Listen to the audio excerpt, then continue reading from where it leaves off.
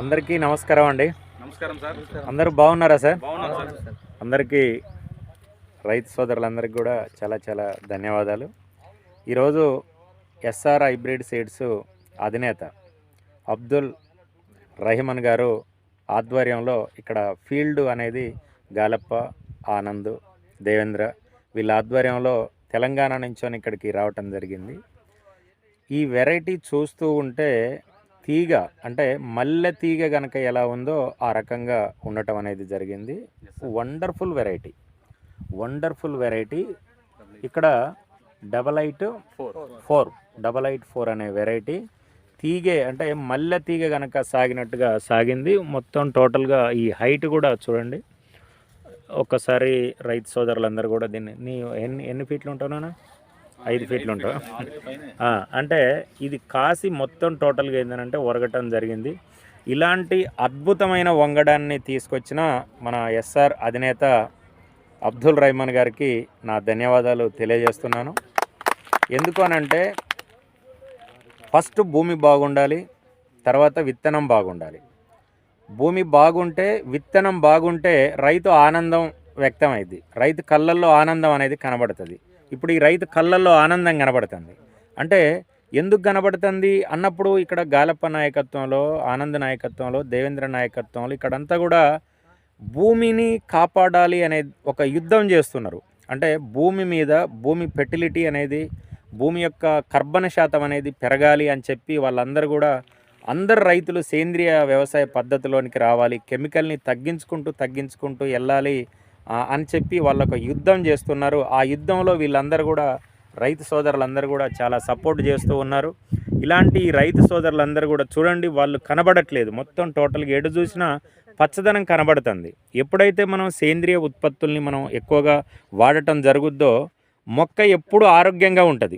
మొక్క ఎప్పుడు ఆరోగ్యంగా ఉన్నప్పుడు ఆటోమేటిక్గా దాని గ్రోత్ అనేది బాగా రావటం అనేది జరుగుతుంది.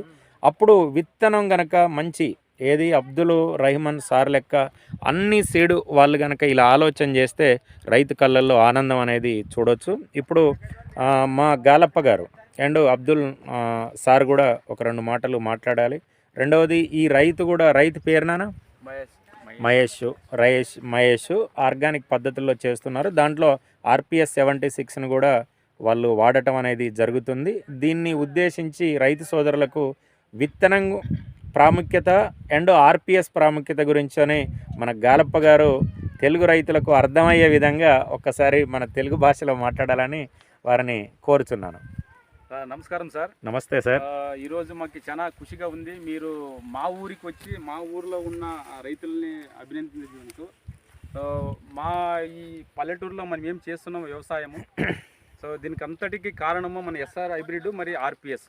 సో ఈ రెండవట్లో మాకు ఒకటి భద్ర బునాదులని చెప్పేదానికి చాలా సంతోషం అవుతుంది. ఓకే. సో రైతన్నకు రక్షలాగా మనకి RPS ఉంటే, రైతన్నకు దీక్షలాగా మనకి ఎస్ఆర్ హైబ్రిడ్ సీడ్ కంపెనీ ఉంది సార్.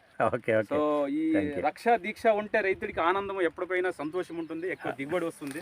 దాంట్లో మనకి మహేష్ గారు ఈరోజు ఏమి ఇత్తనం వేశారో అందరికీ సాక్షిగా మనకి కళ్ళకి కనబడతా ఉంది. ఇలాంటి పంటలు వచ్చేదానికి ఇత్తనం బాగుండాలి, జೊತೆకి మనకి దానికి వేసే ఒక ఔషధం ఏమున్నావో RPS మనకి గ్రీనరీ కనబడతా ఉంది సార్. ఎప్పుడు పోయినా RPS ఏమంటే విశేషతము మనకి గ్రీనరీనే. అందరి చేనులు ఎలాగైపోయినాడు సార్, మా ఊరి కాడ వితౌట్ RPS యూజ్ చేసిండే వాళ్ళు ఆల్రెడీ దాని అంతా జరజలు కనబడతా ఉంది, చెట్టు అంతా వణిగిపోయినట్టు కనబడతా ఉంది. కానీ RPS యూజ్ చేసిన వాళ్ళు గ్రీనరీ ఇప్పటికీ కనబడుతుంది, పచ్చదనం బాగా కనబడతా ఉంది. సో దాంట్లో మాకు కరపాకు కానీ డిఫరెంట్ క్రాప్స్ అన్నిటికి యూజ్ చేసాం. మంచి రిజల్ట్ అంటూ 100%, దాంట్లో వేరే డౌట్ లేదు. ఈరోజు మనం ఏమి రైతుల కార్యక్రమంలో ఏమి అనుకున్నామో మీరంతా వచ్చి మాకు ఈ విజిట్ చేసినందుకు మీకు మనస్ఫూర్తిగా కృతజ్ఞతలు చెప్పుకుంటూ, ఎస్పెషల్లీ మా అబ్దుల్ సార్కు మన సోమన్న సార్కు ఇద్దరికు ధన్యవాదాలు చెప్తూ నా మాటలు ముగుతున్నాను. Thank you sir. చాలా చాలా ధన్యవాదాలు. ఒకసారి అబ్దుల్ రహీమన్ సార్ని పరిచయం కావాల్సిందిగా కోరుచున్నాను. మేధావులు ఎప్పుడైనా సరే వెనకాల ఉంటారట, ముందు ఉండరట. అబ్దుల్ సార్లో నాకు 1 ఇయర్ బ్యాక్ నేను చూసినప్పుడు ఒక మేధావి కనబడ్డాడు నాకు.